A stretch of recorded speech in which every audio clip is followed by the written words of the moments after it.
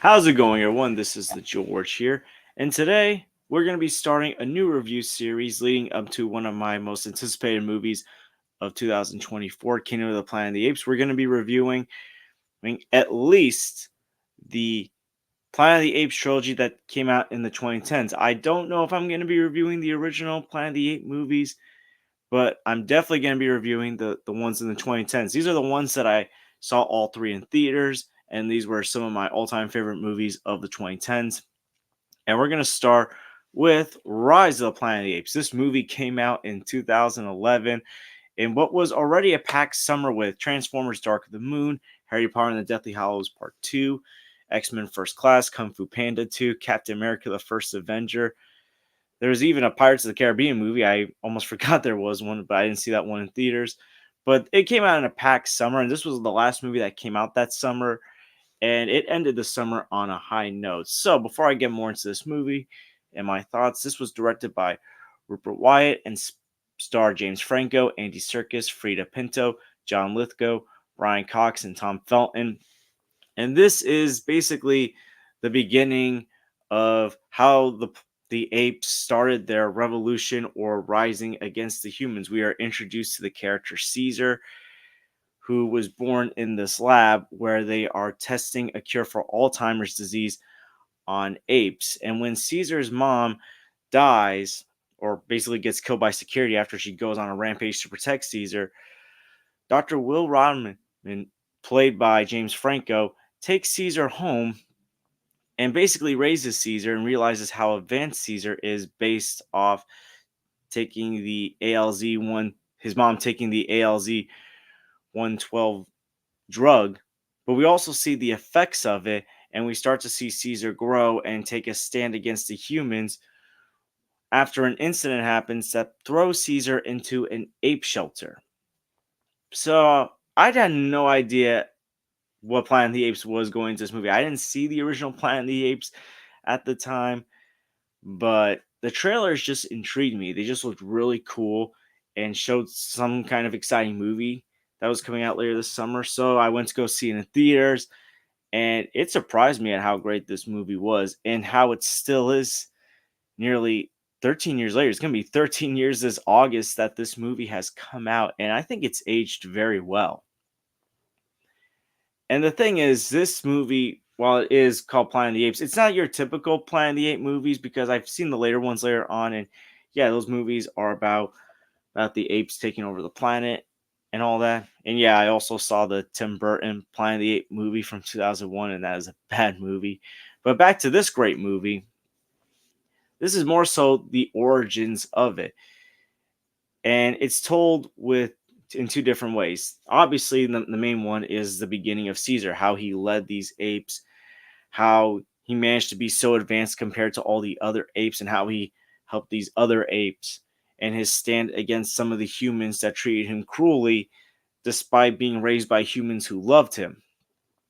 But it's not just about Caesar and his upbringing, it's also about the beginning of this pandemic that's going to play a role into this franchise, because at a certain point they create something called the ALZ 113, which makes these apes more advanced, but makes humans sick. And when we see one of the human doctors get exposed to it, we start to see him sneezing blood on the sidelines, him getting all pale and sneezing on other people, and eventually he dies from this. And the person he sneezed on just so happened to be an airport or airplane pilot. And we see during the credits him spraying the disease to other people and them spraying the disease to other people around the world. And we see that big map. I know I'm going ahead of myself, but this isn't just about how the apes became so advanced. It's also about the beginning of humans and humanity starting to get wiped out for the apes to become the dominant species later on. And I just find that to be very fascinating. And I know some people may not like the pandemic aspect as much anymore because obviously in 2020 we had the COVID-19 pandemic and how that spread. But still, this movie has so many interesting plots and storylines, and they cover it in an hour and 45 minutes. This isn't even 2 hours, and they managed to squeeze in Caesar's character development, his relationship with the human that raised him, Will's father, who is also suffering from Alzheimer's, how he gains the respect of the other apes, his conflict with one of the apes, Rocket, and how he gets Rocket to respect him, how they go through San Francisco and cause all this havoc, as well as the beginning stages of this deadly virus. Also, this movie also starts to set up another ape who will later become an antagonist later on in Koba, because Koba is the one that they test the ALZ 113 on. And yeah, we can tell from how he looks at this guy's gonna probably be an ape antagonist. But there's like those few hints that's gonna tell you that he could become a problem for Caesar. For example, when Will's boss, Mr. Jacobs, and these people that are in this helicopter are trying to shoot at the apes, and the helicopter comes crashing down. Mr. Jacob survives and he's asking Caesar to save him. Caesar just turns his back. He just doesn't do anything, but he doesn't kill or harm the human. Meanwhile, Koba comes and he kicks the remains of the helicopter off the bridge, leading Mr. Jacobs to his death.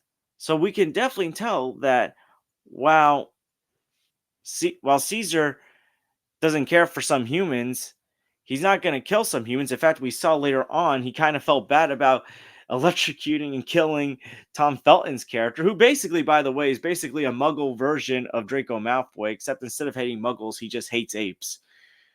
So that was like a typecast role right there.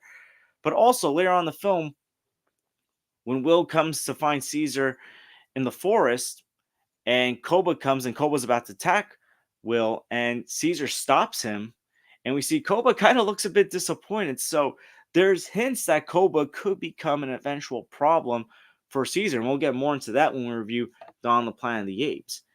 But yeah, I know I've been a critic of setup movies, but to me, Rise of the Planet of the Apes is one of those movies that sets up its universe done right, because it's also telling a great emotional story at the same time, because you're also invested in Caesar's relationship with Will, who at first he's just taking Caesar in because he just feels guilty and doesn't want to kill Caesar, because they had to put all the apes down at the beginning of the movie after Caesar's mom goes on a rampage and Mr. Jacobs shuts down their project.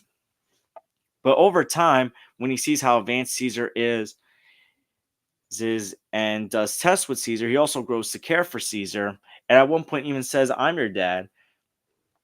And at a certain point in the film, because also while Will's focusing on this cure and trying to bring Caesar home after he's brought to this ape shelter, Will's dad, his Alzheimer's is coming back, and it's getting even worse than it was before he was originally cured. So we see a lot of conflict happening, and then he realizes that there are more important things than finding a cure, although it becomes too late because Caesar doesn't want to come back home. But that storyline I enjoyed as well. Well, the element of the bond between a human and an ape. That was told pretty well. As far as performances go, Andy Serkis does a great job with the motion capture of Caesar. Visually, the apes look great, and the action is great as well. And I know some people might knock this film for the fact that most of the action is basically happening towards the end of the movie. And I remember a lot of the action was shown in the trailers, but the build up to that action, the development of Caesar's character, and how it got to that point was so great, so interesting, and never dull that it made the payoff worth it. As far as any negatives go, I don't really have any negatives with this movie. I will say, if there's one thing that just doesn't feel unique, it's just the character Mr. Jacobs. He kind of feels like the stereotypical businessman that cares more about the profits than the aftermath or after effects of what could happen. Because at first he doesn't seem to trust this drug, but once Will tells him that the ALZ 112 worked on his dad for a while, and they start tinkering with his ALZ 113, and they see how advanced Koba is, that's when we start to see Mr. Jacobs get power hungry and all that. So I'll say, like, I just didn't care for that character as the antagonist of the movie. And luckily, this franchise improves on the antagonists later on in this franchise. But While I do think this is the weakest of the Planet of the Apes trilogy, and yeah, this is the one that's not directed by Matt Reeves, Rupert White still put together an excellent, great movie that was a pretty big surprise for a lot of people.